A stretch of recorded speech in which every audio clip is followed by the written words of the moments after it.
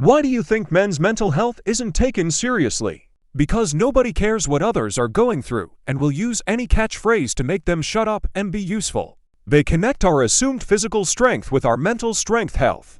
Based on my observations, I'll make an educated guess and say it has to do with the man-up mentality. I used to work in an office with 4 other women. At some point in the year, they all had to take time off for depression.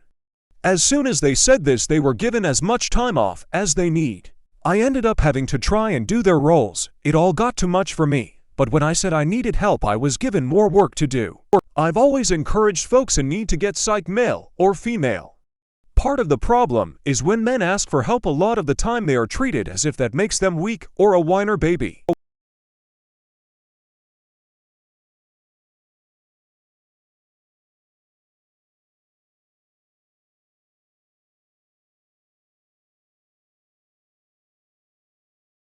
What would be the worst form of torture without causing physical pain, harm? A windowless cell, no furniture, just a very large speaker playing the Baby Shark song on loop. Watching someone you love get tortured. Sleep deprivation is considered exceptionally inhumane. Psychological isolation maybe. The Men Who Stare at Goats has a good, albeit goofy, take on this. Being locked in a room on heavy psychedelics with the same song blasting on repeat for hours. That'll break anyone eventually. Mental anguish using their deepest insecurities. Watching someone you love get hurt and being powerless to stop it. Tickling 100. Anyone curious about tickle torture and a corrupt conspiracy around it, watch the documentary Tickled. It will blow your mind. Listening to someone smack their food gum for hours on end. What is the most overrated sitcom of all time? Mac and CHESE. The one where Hal makes and sells blue meth without Malcolm's help. I have not laughed once. That one you like so much. Whatever Chuck Lorre's syndicated sitcom is on at the moment. The laugh tracks even sound like a toilet flushing. Mrs. Brown's Boys, Brits, back me up here. Cosby Show doesn't hit like it used to. If anybody says Malcolm in the Middle, I will destroy you and everything you have ever loved. 2 Broke Girls. This thread makes me think that Reddit has only collectively seen The Big Bang Theory, Friends, Seinfeld with a smattering of How I Met Your Mother. All of my favorite shows apparently. Just making sure no one says Community. 2.5 Men is an unfunny mess. Big Bang Theory. Who likes pineapple on pizza? Me. Pepperoni, jalapeno, and pineapple is the GOAT combo. Spicy, meaty, and sweet all in one. It's mainly sheep that don't. Pineapple pepperoni is a winning combo. Me. It's likes the Nickelback of pizza. People only hate it in fear of being shamed by social media. The Monsters Under My Bed. I really like. Your Mother. Stranger Things has made posers of you pineapple pizza people. Quit being sheep. Psychopaths, degenerates, Satanists, politicians. Me. I wouldn't say that I like it, but I'm okay with it.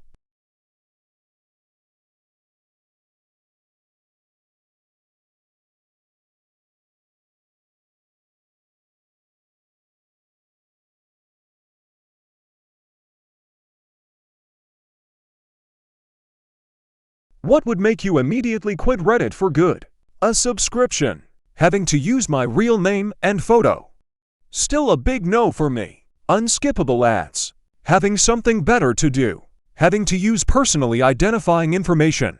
That Pete Davidson Taco Bell ad almost did it for me. Not sure, this is the only social media I have nowadays.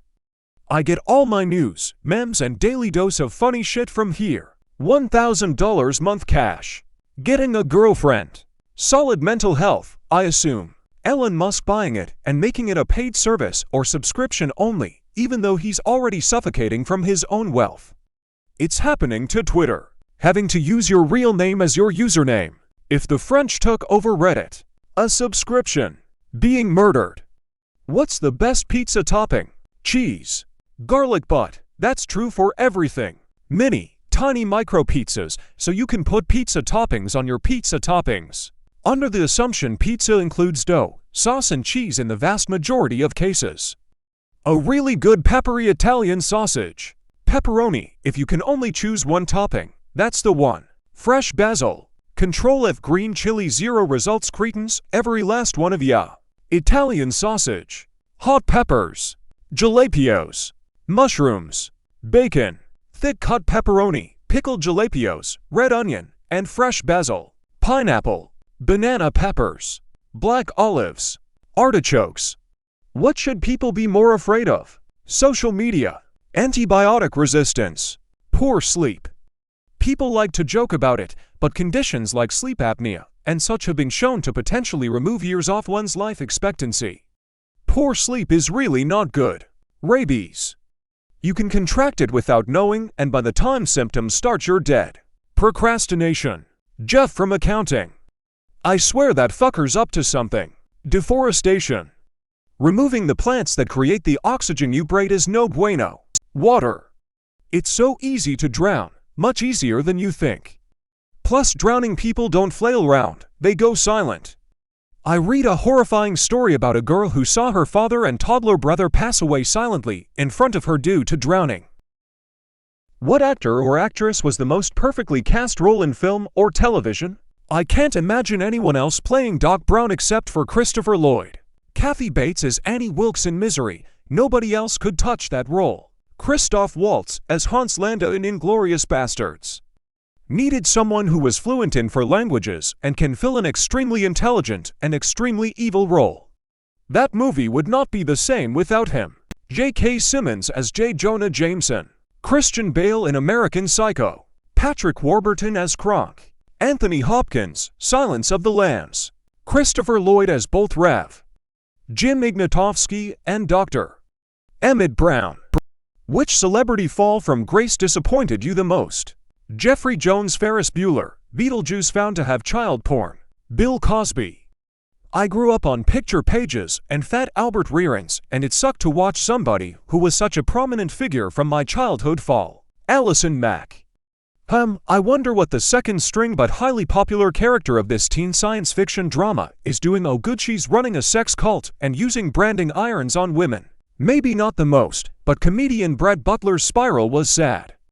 After working her way up from being a poor, teenage alcoholic who hung out in bars to being the star of one of the most successful sitcoms of the 90s, she just couldn't hold it together.